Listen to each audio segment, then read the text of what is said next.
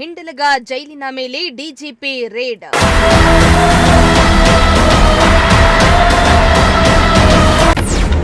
ಜೈಲು ಸಿಬ್ಬಂದಿಗೆ ಚಳಿ ಬಿಡಿಸಿದ ಅಲೋಕ್ ಕುಮಾರ್.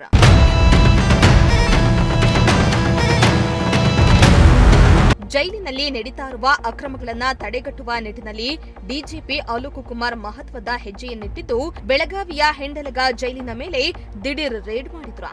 ಬಂದಿಖಾನೆ ಡಿಜಿಪಿ ಅಲೋಕ್ ಕುಮಾರ್ ನೇತೃತ್ವದಲ್ಲಿ ಸುಮಾರು 52 ಮಂದಿ ಪೊಲೀಸ್ ಸಿಬ್ಬಂದಿಯೊಂದಿಗೆ ಮಹತ್ವದ ಕಾರ್ಯಾಚರಣೆಯನ್ನ ನಡೆಸಿದ್ದು, ಅಕ್ರಮ ಚಟುವಟಿಕೆಗಳನ್ನು ಬಯಲಿಗೆಳೆಯುವ ಕೆಲಸ ಆಗಿದೆ.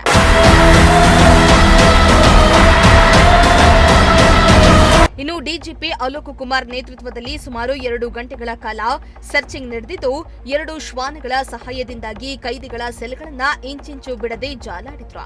ದಾಳಿಯ ವೇಳೆ 1 ಸಿಗರೇಟ್ ಪ್ಯಾಕೆಟ್ ಮತ್ತು ಜಿಮ್ ಡಂಬಲ್ಸ್ ಪತ್ತೆಯಾಗಿದ್ದು, ಇದರಿಂದ ಸಿಟ್ಟಿಗೆದ್ದ ಅಲೋಕ್ ಕುಮಾರ್ ಜೈಲು ಸಿಬ್ಬಂದಿಯನ್ನ ತರಾಟೆಗೆ ತೆಗೆದುಕೊಂಡ್ರು. ಇನ್ನು ದಾಳಿ ಬಳಿಕ ವಾಪಸ್ ತೆರಳುವಾಗ ಜೈಲಾಧಿಕಾರಿಗಳಿಗೆ ಸಣ್ಣ ಪ್ರಮಾಣದ ಶಿಕ್ಷೆ ನೀಡುವುದಾಗಿ ಕೂಡ ಅಲೋಕ್ ಕುಮಾರ್ ಸೂಚನೆಯನ್ನ ನೀಡಿದ್ರು ಎಂದು ಹೇಳಲಾಗ್ತಾ ಇದೆ.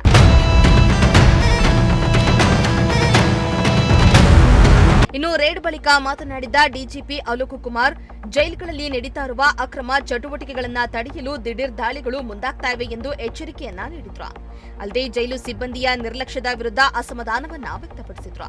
ಕರ್ತವ್ಯ ನಿರ್ವಹಣೆಯಲ್ಲಿ ನಿರ್ಲಕ್ಷ್ಯ ತೋರಿದ ಅಧಿಕಾರಿಗಳಿಗೆ ಶಿಸ್ತು ಕ್ರಮ ಕೈಗೊಳ್ಳುವುದಾಗಿ ತಿಳಿಸಿದ್ದಾರೆ. ಸುಮ್ಮನೆ ಸರ್ಪ್ರೈಸ್ ವಿಟ್ ನಾವು ಮಾಡಬೇಕು, ನಮ್ಮ ಕೆಲಸ ಇದೆ. ನಾವು ಸರ್ಪ್ರೈಸ್ ವಿಟ್ ನಾವು ಬಂದಿದ್ದೀವಿ. ಇಲ್ಲಿ ನಮ್ಮ ಇದು ಬ್ಯಾಂಗ್ಳೂರು ಬೆಲ್ಗಾಂ ಸಿಟಿ ಪೊಲೀಸ್ ಜೊತೆಗೆ ಅದು ನಾವು ಕೆಲವು ಸರ್ಚ್ ನಾವು ಮಾಡಿದ್ದೀವಿ. ಸೊ ಒಂದು ನಾವು ಅವಶ್ಯಕವಾಗಿ ಮಾಡಬೇಕು. ಸೊ ಯಾವುದು ಮೊಬೈಲ್ ಮತ್ತು ಯಾವುದು ಮಾದಕ ದ್ರವ್ಯ ಸಿಕ್ಕಿಲ್ಲ. 1 ಪ್ಯಾಕೆಟ್ ಸಿಗರೇಟ್ ಸಿಕ್ಕಿದೆ ಮತ್ತು ಕೆಲವು ಜಿಮ್ ಇಕ್ವಿಪ್ಮೆಂಟ್ಸ್ ಏನಿದೆ ಅದು ಸಿಕ್ಕಿದೆ. ಅದು ನಾವು ಸೀಜ್ ಮಾಡಿಕೊಂಡು ಕಾನೂನು ಪ್ರಕಾರ ಕ್ರಮ ತಗೊಳ್ತೀವಿ. ಏನು ಅಲ್ಲಲ್ಲ, ನಾವು ಅವ್ರಿಗೆ ಯಾವಾಗಲೂ ಸೂಚನೆ ಕೊಡ್ತಾನಿರ್ತೀವಿ, ಡೈಲಿ ಕೊಡ್ತಾನಿರ್ತೀವಿ. ಇಲ್ಲಿ ನಾವು ಬಂದಿದ್ದು ನೋಡಿದ್ದೀವಿ ಯಾವುದು ನಮಗೆ 0 ಟಾಲರೆನ್ಸ್ ಇದೆ ಈ ಕಾಂಟ್ರಾಬ್ಯಾಂಡ್ ಐಟಮ್. ಇದು ಮೊಬೈಲ್ ಫೋನ್ ಆಗಲಿ, ಗಾಂಜಾ ಆಗಲಿ, ಬೀಡಿ ಆಗಲಿ, ಸಿಗರೇಟ್ ಆಗಲಿ. ಸೊ ಬೇರೆ ಕಾಂಟ್ರಾಬ್ಯಾಂಡ್ ಸಿಕ್ಕಿಲ್ಲ. 1 ಪ್ಯಾಕೆಟ್ ಸಿಗರೇಟ್ ಒಂದು ಕಡೆ ಸಿಕ್ಕಿದೆ, ಗೊತ್ತಿದೆ. ಸೊ ಅದು ಕೂಡ ಇದ್ರೂ ಕೂಡ ನಾವು ಏನಿದೆ ಅದರ ಸಲುವಾಗಿ ಕಾನೂನು ಪ್ರಕಾರ ಕ್ರಮ ನಾವು ತಗೊಳ್ತೀವಿ. ಮತ್ತು ನಮ್ಮ ಅಧಿಕಾರಿ ಕೂಡ ಯಾರು ಇದ್ದಾರೆ, ಆ ಪ್ರೀವಿಯಸ್ ಸೂಪ್ರಿಂಟೆಂಡೆಂಟ್ ಕೂಡ ಇದ್ದಾನೆ, ಅವ್ರ ಮೇಲೆ ಕೂಡ ನಾವು ಆ್ಯಕ್ಷನ್ ತಗೊಳ್ತೀವಿ. ಸರ್, ಇನ್ನೊಂದು ಜೈಲಿನಲ್ಲಿರ್ತಕ್ಕಂಥ ಸಿಬ್ಬಂದಿಗಳಿದ್ದಾರೆ, ಕೆಲವೊಂದಿಷ್ಟು ಕುಖ್ಯಾತ ಕೈದಿಗಳಿದ್ದಾರೆ, ಅವ್ರ ವರ್ತನೆ ಕೂಡ ಸಿಬ್ಬಂದಿಗಳು ಹಲ್ಲೆ ಮಾಡೋದು. ಹೌದು ಅದು ಜೈಲು ಒಳಗಡೆ ನಮ್ಮ ಅಧಿಕಾರಿಗಳು ಅವರಿಗೆ ಕೂಡ ಬಹಳಷ್ಟು ಸಮಸ್ಯೆಗಳು ಇವೆ. ಅವ್ರಿಗೆ ಹೆದರ್ಸೋದು, ಅವ್ರಿಗೆ ಥ್ರೆಟ್ ಮಾಡೋದು, ಇದು ಎಲ್ಲ ಬಹಳಷ್ಟು ಮಾಡ್ತಾರೆ. ಆದರೂ ಕೂಡ ಅವರು ಕೆಲಸ ಮಾಡ್ತಾ ಇದ್ದಾರೆ. ಸೊ ನಾವು 2 ಕಡೆ ನೋಡಬೇಕಾಗತ್ತೆ. ನಮ್ಮ ಸ್ಟಾಫ್ ಸಮಸ್ಯೆ ಕೂಡ ನೋಡಬೇಕಾಗತ್ತೆ. ಅದೇ ಜೊತೆಗೆ ಇಲ್ಲಿ ಅಕ್ರಮಗಳು ಕೂಡ ಏನಿದೆ ಕಡಿಮಾನ ಹಾಕಬೇಕು, ಅದು ಕೂಡ ನಾವು ನೋಡಬೇಕಾಗತ್ತೆ. ನಾವು ಅದಕ್ಕಾಗಿ ಮೇಲಿನ ಮೇಲೆ ನಾವು ವಿಸಿಟ್ ಕೊಡ್ತೀವಿ. ಅವ್ರಿಗೆ ಒಂದು ಧೈರ್ಯ ಕೂಡ ಇರಲಿ, ಮತ್ತು ಅವರಿಗೆ ಲೋಕಲ್ ಪೊಲೀಸ್ದು ಕೂಡ ಸಹಾಯ ಇರಲಿ. ಲೋಕಲ್ ಪೊಲೀಸು ಸಹಾಯ ಇದ್ದರೆ ಸ್ವಲ್ಪ ಅವ್ರಿಗೆ ಕೂಡ ಧೈರ್ಯ ಇರ್ತದೆ.